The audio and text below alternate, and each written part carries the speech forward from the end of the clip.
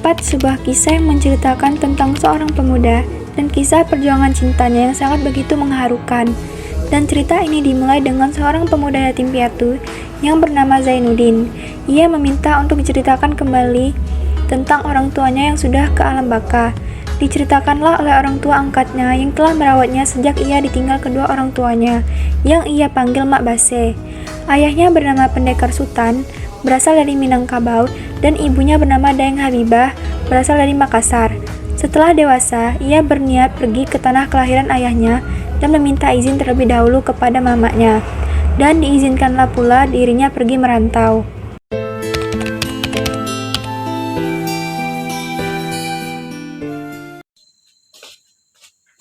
Assalamualaikum. Ini foto bapakku dulu Zainuddin, lihatlah.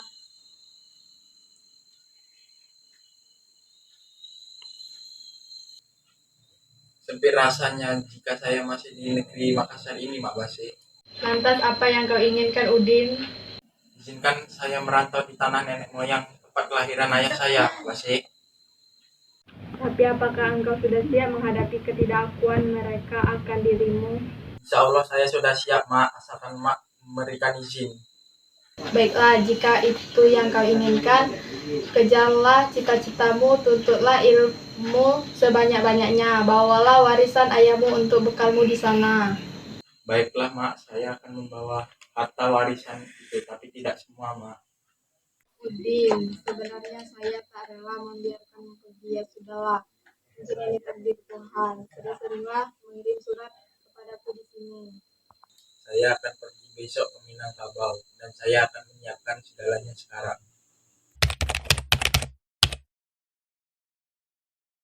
Sudahlah, Mak, jangan menangis. Ikhlaskan saja kepergianku. Bagaimana Mak bisa tahan tangis kalau anak yang sudah Mak besarkan harus pergi ke tanah orang yang jauh dari sini? Sudah, Mak, sudah. Kita pasti akan bertemu kembali. Saya pergi dulu, Mak. Mak, hati-hati di rumah.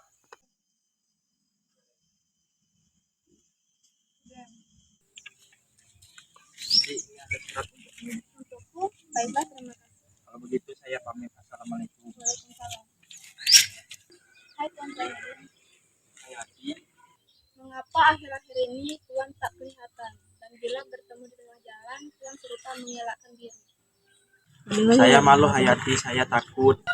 Tidak perlu Tuan merasa takut lantaran surat Tuan menarik dan membuka kunci pintu hati manusia. Jadi, adakah suratku mendapat penerimaan yang baik? Surat itu bagus sekali, menyedihkan dan dibuat dengan hati yang tulus rupanya. Tapi sayangnya saya tidak ada kepandaian untuk membalas surat yang indah-indah itu.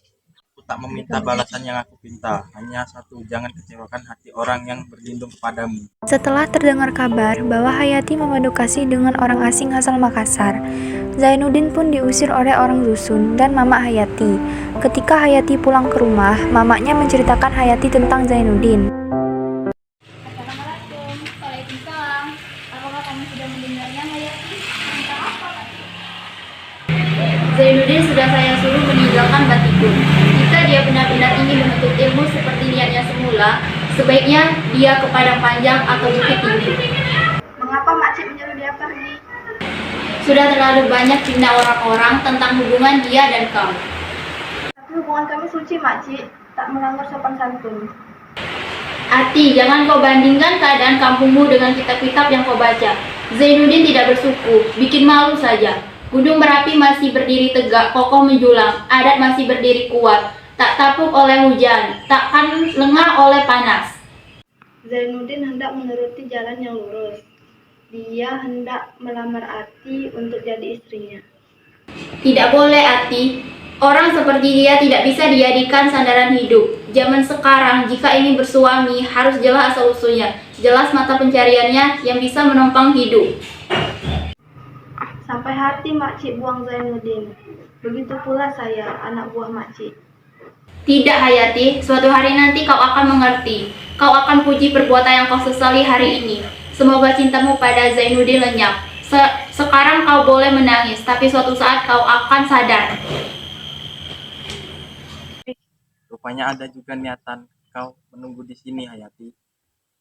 Hari ini saya terangkan kepadamu bahwa jiwaku telah diisi sepenuhnya oleh cintamu, dan aku akan tetap di dusun Batiku menunggumu menjaga kesucian diriku untukmu. Amat berat sekali sumpahmu itu, Hayati. Baiklah, Hayati. Aku pegang sumpah itu. Aku akan berangkat dengan berharap yang penuh. Kirimi aku surat agar selalu mengingatmu. Memang Tuan Zainuddin, engkau tak akan kubahaskan Tuan. Aku di sini untuk melepasmu, dan biar engkau pergi sejauh-jauhnya, jiwamu akan selalu dekat dengan jiwaku. Ini terimalah dariku. Aku akan tetap mencintaimu.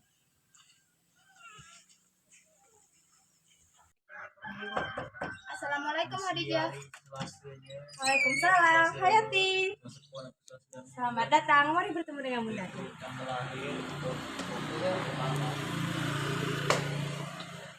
Assalamualaikum Bunda. Waalaikumsalam, apa kabar?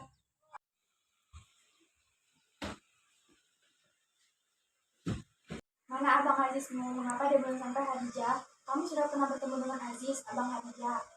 Kalau ada pacuan kuda, biasanya dia pulang. Bagaimana denganmu di sini? Kau gembira? Aku senang sekali. Udah lama tak kemari. Mbak Khadijah. Itu Aziz. Bang Aziz tinggal agak lama, Bang. Abang tak boleh tinggal lama. Abang pulang mau lihat pacuan kuda saja. Saya Hayati, mari saya perkenalkan. Itu Abang Aziz yang tinggal di Padang. Hayati baru sampai dari Batikun. Khadijah selalu cerita tentang kau. Ternyata kau lebih cantik dari yang Khadijah ceritakan. Senang bertemu denganmu, Hayati. Salam kenal Bang Aziz. Ayo kita pergi ke pacar kuda. Ternyata Hayati telah terpengaruh dari Khadijah. Setelah 10 hari Hayati di Padang Panjang, pulanglah dia ke dusun Batipu. Sepulang dari sana, perasaannya kepada Zainuddin menjadi luntur karena tergantikan oleh Aziz. Suatu hari Zainuddin memberanikan diri untuk meminang Hayati, dan tak disangka kalau dia meminang Hayati bersamaan dengan Aziz. Bedanya Aziz meminang langsung, sedangkan Zainuddin melalui sepucuk surat. Berdebar-debar darah Zainuddin, seketika datang sepucuk surat yang tertulis dari Makci di Batipu. Dibacanya surat itu. Kami sudah menerima surat anak muda dan bermusyawarah untuk mencari kata sepakat. Kami menolak lamaran saudara. Kami mohon maaf. Itu teririsnya hati Zainuddin setelah membaca surat itu. Sedih sangat hatinya itu. Untuk mencari tahu mengenai Aziz, Zainuddin pun bertanya pada Muluk. Alhamdulillah baik. Sebenarnya saya sudah hampir setahun tinggal di rumah ini, tetapi kita belum juga berkenalan yang rapat. Bang Muluk rupanya segan untuk bertemu dengan saya, menganggap saya orang lain. Bukan begitu, Guru. Saya mau bertemu dengan Guru. Saya ingin minta tolong kepadamu, Bang Muluk. Apa yang dapat saya tolong? Insya Allah saya akan tolong, Guru.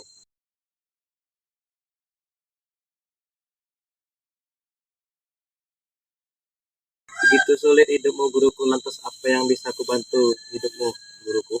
Tahu tentang Aziz, tolong selidiki asal usulnya. Jika ia pantas untuk Hayati, maka aku akan mengikhlaskannya. Tetapi jika tidak, sungguh malang nasib kekasihku.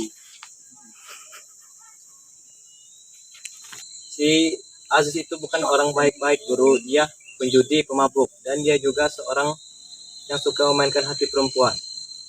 Ya Allah, malangnya nasib Hayati. Dan tibalah hari pernikahan Hayati dengan Aziz. Hayati pun sangat bahagia dengan pernikahannya. Dia sama sekali tidak memikirkan mengenai Zainuddin. Sementara Zainuddin sedang sakit dan terus menyingkirkan nama Hayati terus-menerus. Akhirnya Muluk memanggil seorang dokter, dan dokter menyarankan agar Hayati itu didatangkan dengan paksaan dokter. Hayati pun datang ke rumah Zainuddin. Kembang kenal matamu, ini Hayati dengan nama. Zainuddin, Siapa yang memanggil namaku? ini aku datang. Hayati kali itu, saya sangat mengenal suaranya. Mana Hayati? Oh, ya Hayati. Kau datang tepat waktunya. Setelah saya sediakan rumah buat tempat tinggal kita nantilah. Saya ambil pakaian hitam saya. Ini Tuan Kadi Ayu kita menikah, Hayati. Kemarikanlah tangannya. Akan kupasangkan cincin ini. Sudah ada cincinnya. Oh, saya lupa. Kau sudah kawin dengan Aziz. kau sudah kepunyaan orang lain dan sudah hilang dari tangan saya. Keluarlah semua dari ruangan ini. Guru muda, sedang apa kau di sini? Kau hanya ingin menenangkan pikiranku. Sampai kapan kau akan terus seperti ini, menatapi kesedihanmu itu? Kau tak mengerti apa yang kurasakan, Muluk. Aku sedih. Tapi apakah kau akan selamanya seperti ini? Tidak, bukan bangkitkan guru. Bangkitkan bahwa kau bisa hidup tanpa wanita itu. Begitukah? Bagaimana kalau saya merantau ke Jawa? Saya akan memakai bakat saya untuk menulis, bagaimana? Nah, begitu lebih baik. Saya akan mendampingimu, guru. Baiklah, terima kasih, Muluk. Ternyata benar, bakat menulis yang dimiliki Zainuddin itu bukanlah bakat biasa. Dia bisa menjadi cepat terkenal karena kisah hidup yang sedih, karena dicurahkan menjadi hikayat diterbitkan di suatu surat kabar dengan inisial Z. Setelah Zainuddin sukses, ia langsung pergi ke Surabaya untuk melanjutkan membuat karangan di sana dan bertemu klub anak Sumatera. Suatu sore, klub Zainuddin, yaitu klub Sumatera, mengundang Aziz untuk menghadiri pertunjukan cerita tonil karangan Tuan Zabir. Dan Aziz datang dalam acara itu. Begitu kagetnya Aziz bahwa ketua klub yang mengundang mereka tidak lain dan tidak bukan adalah Tuan Zabir, yaitu nama baru dari Zainuddin. Bertemulah mereka dalam acara itu, lalu bercakap-cakaplah mereka. Oh Tuan Aziz dan Rangkaya hati-hati. Sudah lama tinggal di Surabaya, baru kali ini kita bertemu. Sudah 3 bulan. Ajaib sekali. Sudah sekian lama di Surabaya, baru kali ini kita bertemu. Aku pun tak menyangka bahwa pengarang ternama ahli tonil yang selalu jadi buah mulut orang lantaran tulisan-tulisannya yang berarti itu adalah sahabat kami. Sabir tidak lagi nama yang lama, karena kurang cocok dengan diri saya. Nama Sabir lebih cocok, bukan? Semua nama cocok buat orang seperti Tuan. Ah, bisa aja Tuan Aziz ini. Bang Aziz, Aku tidak mau makan makanan kampung seperti ini. kita sudah tidak ada uang lagi. Barang kita semua sudah habis. Apa yang harus kita lakukan, Bang? Sial! Saudara, budi baik saudara kepada saya terlalu besar. Naib benar, diri saya sekarang tak ada balasan dari saya. Hanyalah memohon kepada Tuhan. Moga-moga jasa saudara itu terlukis pada sisinya. Itu bukan jasa, itu hanyalah kewajiban seorang sahabat kepada sahabatnya. Apalagi kita hidup di rantauan, dua kewajiban kita untuk menolong satu sama lain. Ah, belum pernah saya memberi kepada saudara. Saya hanya selalu menerima. Karena belum waktunya, sekarang saya sedang berkesanggupan. Tentu saya tolong kelak datang pula kesanggupan saudara. Tentu saudara saya tolong. Terlalu baik saudara ini. Yang baik hanya Tuhan. Begini saudara, saya sudah banyak meminta pertolongan kepada saudara. Dan saya ingin meminta pertolongan itu satu-satu lagi. Apa yang bisa saya bantu? Saya hendak mencari pekerjaan di luar Surabaya. Jadi saya hendak menitipkan istri saya di rumah saudara. Saya tidak keberatan bila Hayati tinggal di sini. Tapi bagaimana kalau Hayati pulang dulu ke Padang? Tidak bisa itu. Tidak mau. Bagaimana dengan Hayati? Dia sudah setuju. Baiklah, jika itu keputusan kalian. Satu pintaku untuk Aziz, ubahlah perilakumu. Mengapa Zainuddin tak kunjung pulang? Barangkali dia pulang tengah malam karena dia banyak urusan di luar. Mengapa sejak saya di sini dia bagai orang yang ketakutan saja? Adakah kedatangan saya membentaknya? Bukan Encik, jangan salah terima padanya. Selama saya makan hati berulang jantung di sini.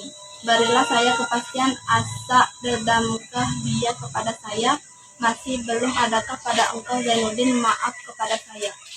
Encik, duduklah di kursi itu, akan ceritakan kepada Encik. Bagaimana? Pemuda tak beruntung.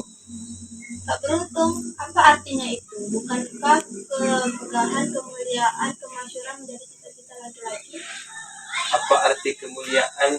Apa arti kemuliaan apabila maksud tidak sampai, Encik? Apa maksudnya?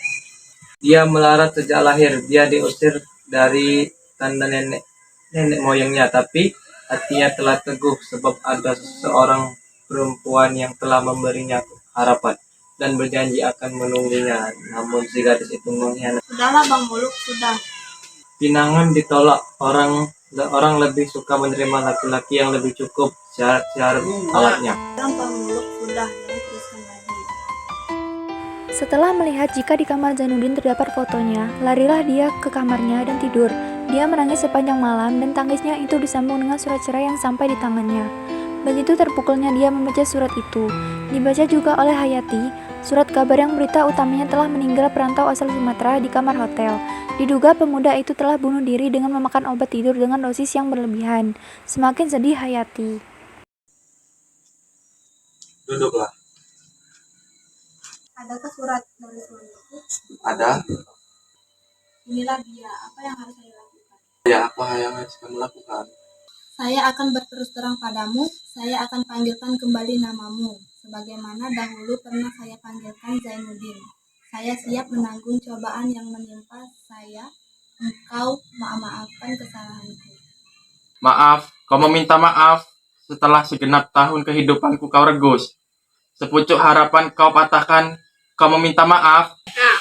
Mengapa kau menjawab sekejap itu, Zainuddin? Raka sekalikah pupus daripada hatimu keadaan kita? Kasihanilah seorang perempuan yang ditimpa celaka berganti-ganti ini. Ya demikianlah perempuan. Dia hanya ingat kekejaman orang kepada dirinya, walau kecil.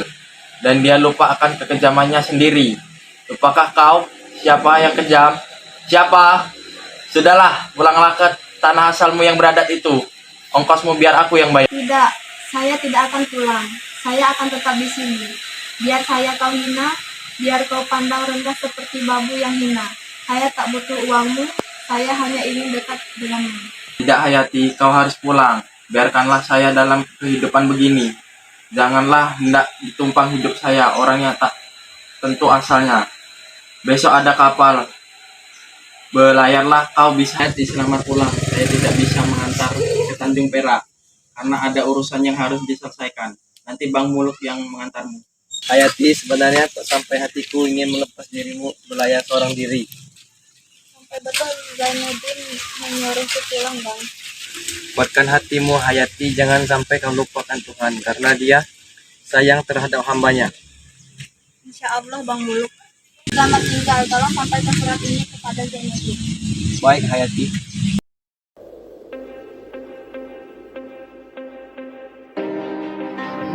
Angkul Zainuddin, ini bukanlah perkawinan harta atau kecantikan. Sayalah yang mengambil keputusan untuk bersuami dengan Uda Aziz. Lawan saya adalah hati saya sendiri, sehingga saya terima tawaran dari Uda Aziz. Angkul pun bisa dapat gadis yang lebih cantik dan lebih kaya dari saya. Aku tahu saya hanyalah gadis yang miskin dan menegakkan rumah tangga tidak cukup dengan cinta. Dan lebih baik kita singkirkan perasaan kita dan berpisah. Maafkan kesalahan saya dan kita pandang saja yang dulu tidak pernah terjadi.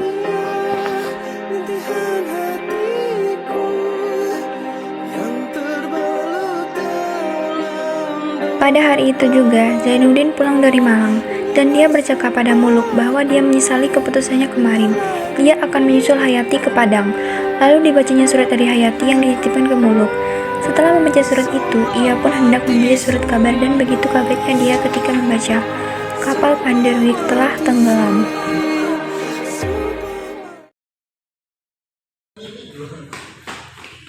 Tuan Zainuddin, ketika dibawa ke sini, dia menggenggam foto Tuan dengan tanda tangan di belakangnya. Bangunlah kau Hayati. Biarlah dia bangun sendiri. Adakah harapan dia akan hidup? Siapakah yang menentukan hidup dan mati? Kalau Zainuddin, Ya Hayati, Allah rupanya tak biarkan kita berpisah. Bila dokter izinkan kita segera berangkat ke Surabaya. suratku, Bang. Sudah Hayati, sudah kuberikan. Bagaimana halnya suster? Dia terlalu parah, banyak darah yang keluar dan dia sekarang demam. Kalau perlu ambillah darahku sendiri suster untuk menolong jiwanya. Saya di sini berangkat tidak cukup. Baru saja dipesankan ke Surabaya, beberapa dokter akan menolong kemari. Zainuddin, saya dengar perkataan Tuan. Dokter saya tahu bahwa waktu saya telah dekat. Ya Hayati, kau akan sembuh. Kita akan kembali ke Surabaya, menyampaikan cita-cita kita akan hidup bahagia berdua. Sabar Zainuddin, cahaya kematian telah terbayang di mukaku. Hatiku telah senang, sebab setelah ku ketahui kau masih cinta padaku. Hidupku hanya untuk seorang Hayati. Aku pun. Setelah Hayati meninggal, Zainuddin menjadi sering sakit-sakitan. Dia pun kehilangan semangat hidupnya, hingga dia pun menyusul Hayati ke alam bako. Dia meninggal dalam menulis akhir suatu karangan, dan dia dikuburkan di sebelah makam Hayati. Mangkasa dan kisah cintanya yang begitu memilukan, membuat hati yang mengetahuinya teriris dan tenggelam dalam kesedihan.